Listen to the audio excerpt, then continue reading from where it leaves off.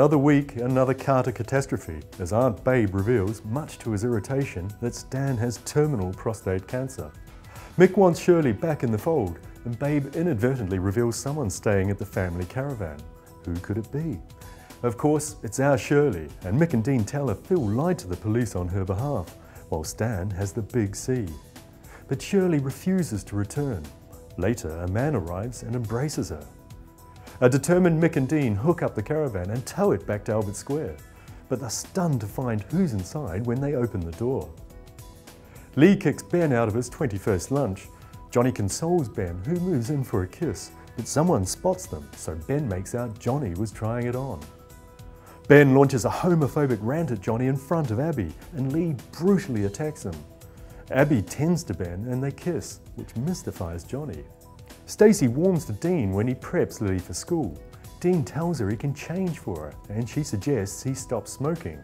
Not sure that's quite what he meant. Next, it's Corrie.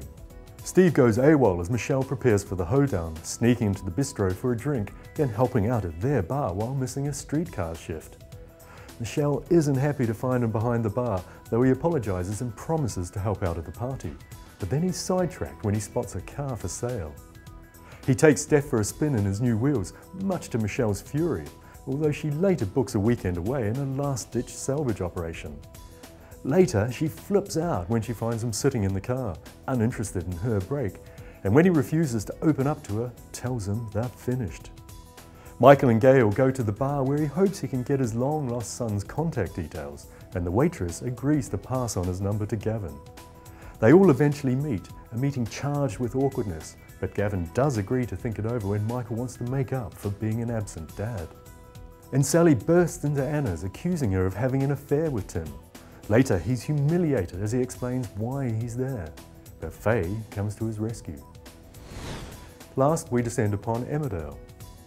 Robert's nose is firmly out of joint when Lawrence gives the home farm manager's job to Nicola. So irate that when Ross nicks his car, he blackmails him and Aaron into a big favour. He makes them raid home farm, but they bungle the operation and Lawrence ends up unconscious, while Chrissy suddenly returns. They avoid being recognised, but Robert feels awful when he learns Chrissy's mum's engagement ring went missing in the raid. Pete's drug dealing comes back to bite him when he learns a girl he may have sold ecstasy to has died, and he's arrested for supplying. With a potential manslaughter charge hanging over him too, imagine how Andy reacts when he finds out, especially as Debbie covered it up.